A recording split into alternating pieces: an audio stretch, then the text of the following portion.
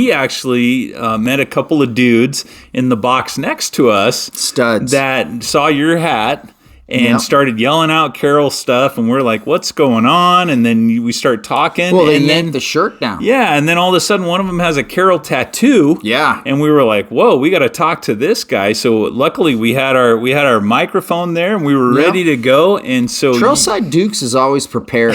We had the microphone ready for who knew what would come up, and we got a great interview with two brothers that played at Carroll. Have some amazing things to say about Carroll, and obviously, U of I as well, because one of the brothers has for U of I, two sons playing for U of I. So, pretty fun interview, Corey. What do you think? Well, let's go right into that, and let's go into Carroll Corner. Let's do it. So, it was funny because from my perspective, you guys were yelling back and forth, and they're like, hey, we love Jack Perka, and you're like, yeah, that's my kid. And then all of a sudden, you guys were best friends. Yep. Those guys have fun singing songs in that box next to us, and I'm a big fan of them. They're cool guys. So at halftime, we rolled over there. Perka grabbed the mic, I grabbed the camera, and then we were able to chat with these fellas. And they both played there, which was kind of cool. Yeah, yep. Definitely a heart for Carroll. Pretty cool. Should we play that interview? Yeah, let's roll it. Okay. Trailside Dukes live at the U of I Idaho State game, and we've got the McCormick brothers. Carroll College football players. Their son plays for U of I. Fellas, how you doing? We're doing good. We got a great game. Couldn't be doing much better with the score at halftime. Amazing score. Like, Vandals are kicking some ass, and your son plays for the Vandals. Yes, sir. Both my sons play safety, Tommy and Sean. Badass. So, I get it. Like, as a parent, you're all in. 100%. All in. I played at Idaho State, so I've got a couple Idaho State things on. But, living in Coeur d'Alene, it's Vandals country. And, dude, how proud are you? So proud. I mean, wherever they played, Idaho, Carroll College, we love them and we support them 100%. Yeah. Well, hey, can we see the tattoo? Can we see the tattoo? Yeah, baby, go Saints! So, what years? When did you guys play for the Saints? I played for Carroll College at 89 to 92 for Bob Petrino.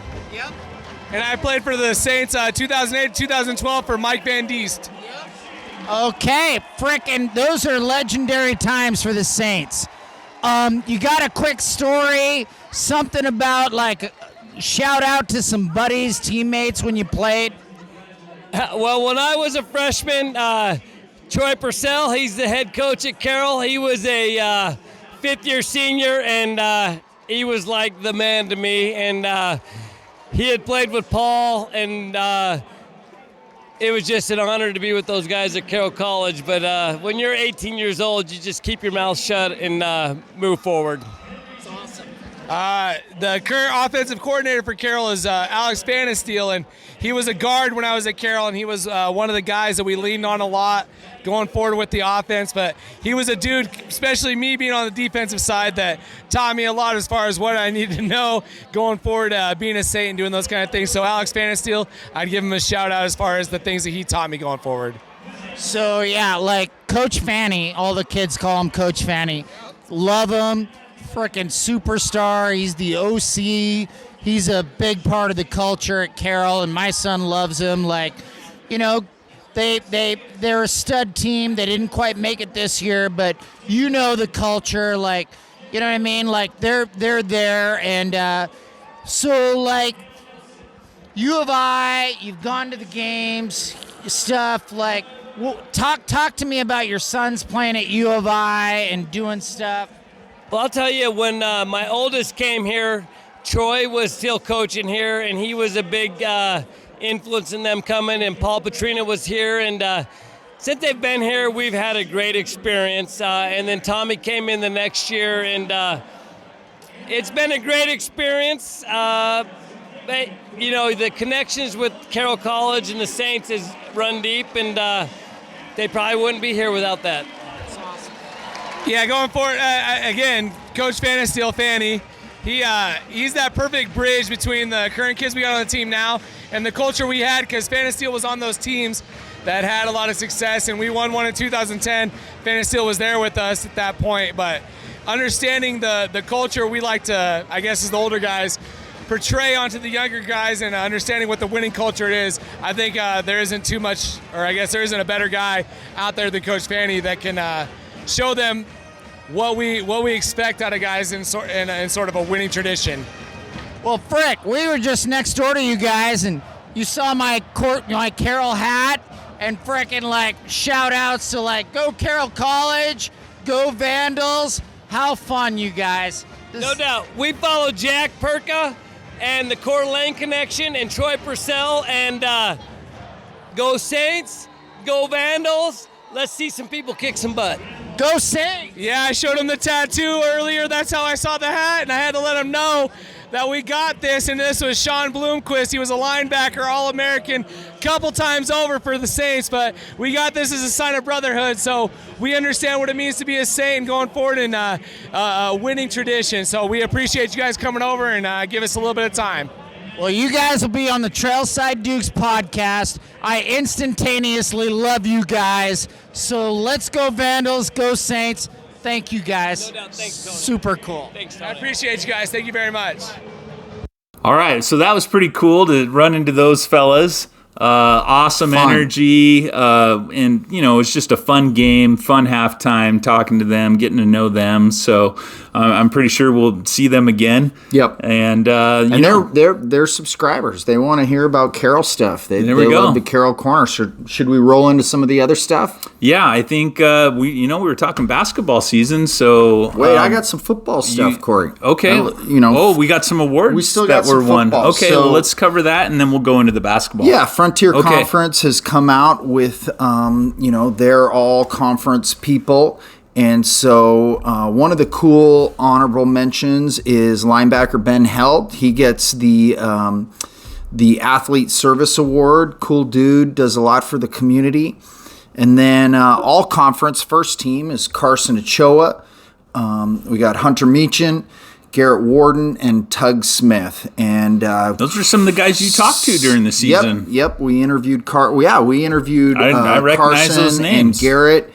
And on earlier episodes, great dudes. And second team, Connor Quick, Hunter Peck, and Tucker Jones. And just a little bit some cool stuff, right? So the Saints tied for the second most all first team, all conference selections. Carson Ochoa led all tight ends in nearly every receiving statistic, just a stud. Hunter Meechan, one of the most veteran players in the conference. He started every game for the Saints in the last 3 seasons. Just a stud, anchoring that left side of the Carroll line. Garrett Warden, he's one of the most dominant defensive linemen in the league. Always gets double teams. Just a stud, 22 tackles, 3.5 tackle for losses, 1.5 sacks for his career totals. Tug Smith, one of the toughest players in the league. What's Tug's position? So Tug, he's in the secondary, right? Okay.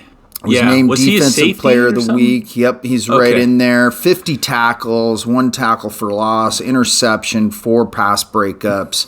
Connor Quick, another veteran on the offensive line, one of the most respected in the league. I know Jack just talks about all of his linemen with just how hard they work.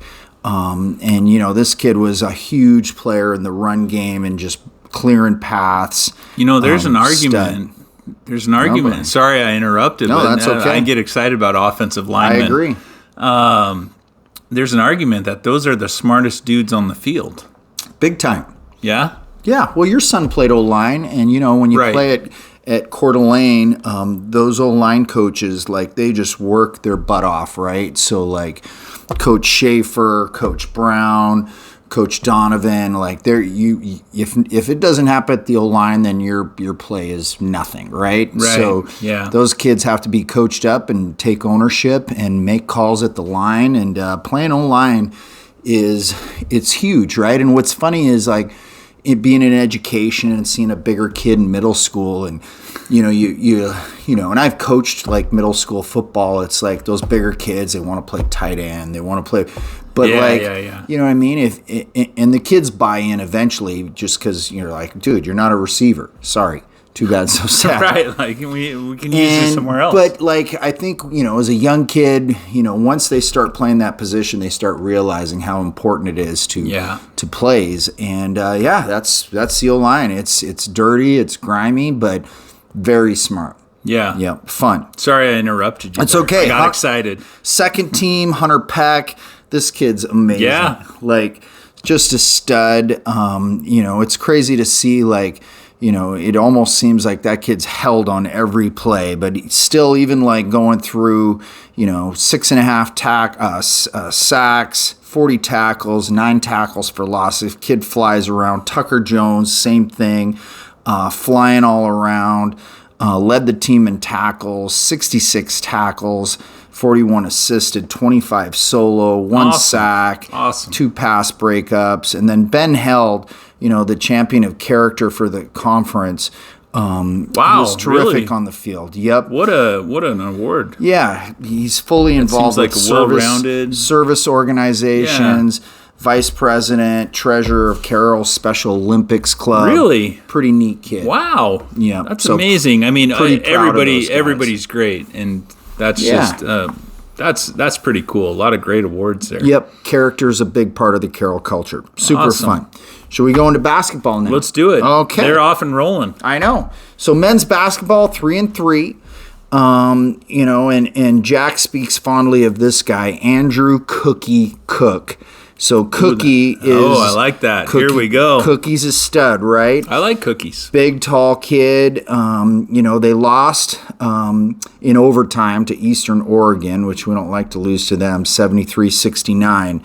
But, like, Cookie was battling.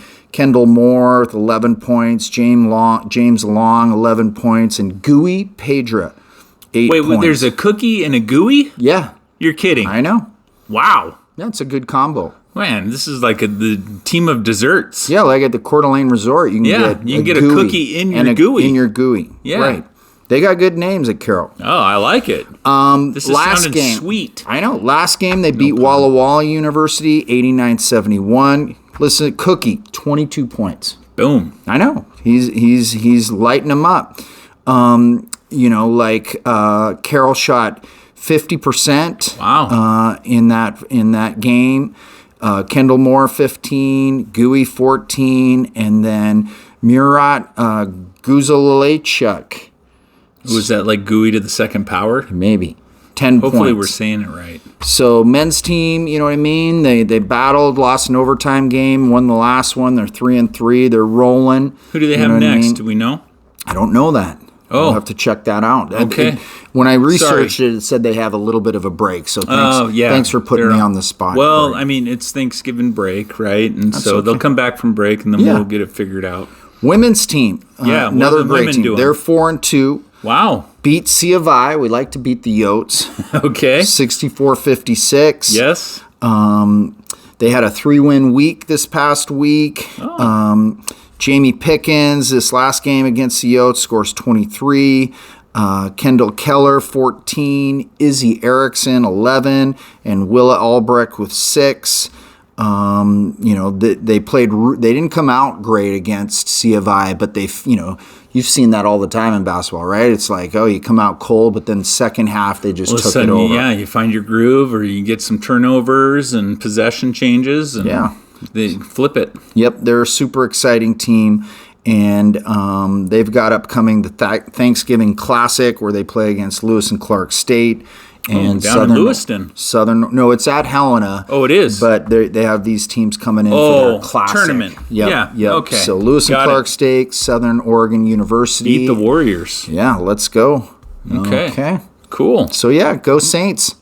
Did you want to plug the fundraiser real quick? Yes, let's do it. To finish out the Carroll Corner? Let's finish out reminding people that the Tricia McCullough fundraisers December 16th in Coeur d'Alene at the Kootenai County Fairgrounds. Yeah, put it on the calendar. Yeah, baby. Go Saints.